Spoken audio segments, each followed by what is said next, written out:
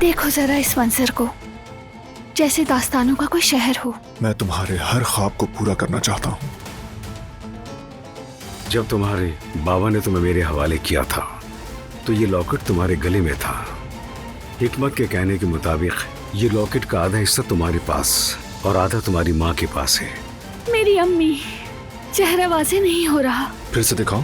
हिकमत ने मुझे धोखा दिया, झूठ बोला कि तुम्हारी बेटी को बेनाम कब्र में दफना दिया है।